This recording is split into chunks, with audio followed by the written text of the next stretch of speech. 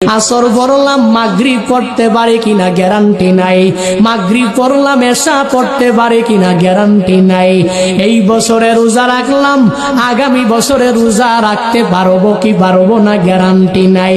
এভাবে বান্দা যখন তার নেক আমলগুলো করা শুরু করবে, তখনই বান্দার অন্তরে খুলুসিয়াত। আজকে আমাদের বসে থাকলে হবে না, এক কর্মসূচি পালন করার পর জিরালে হবে না, আমাদের বসতে পারবো না।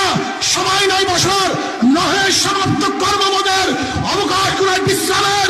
এখন আন্দোলন হবে, আগামীকাল সংগ্রাম হবে, বসে অবরোধ হবে, বসে হত্যা হবে, গোটা বাংলাদেশ অবরোধ করা ইনশাআল্লাহ।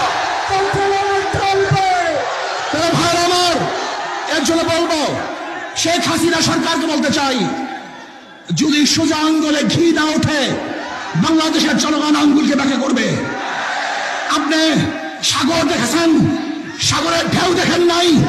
আপনি ঘুঘু দেখেছেন, ঘুঘুর ফান দেখেন নাই।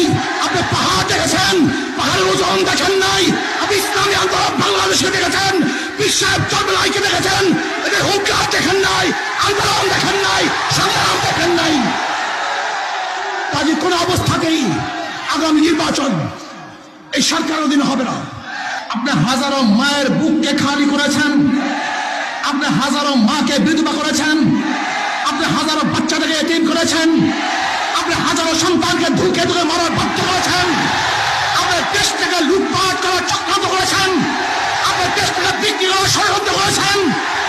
যেরকম ফিলিস্তিনি মানুষরা তাদের অধিকার বাঁচার জন্য, অধিকার আদায়ের জন্য জীবন উৎসর্গ করে বোমার সামনে ঝাঁপিয়ে পড়েছে, আমরাও জীবন উৎসর্গ করে আলোকের মধ্যে ঝাঁপিয়ে পড়বো, আন্দোলন করবো, সংগ্রাম করবো, উদ্ধার করে ফেলবো ইনশাআল্লাহ। ইসলামী ছাত্র যুব আন্দোলন কর্তৃক আয়োজিত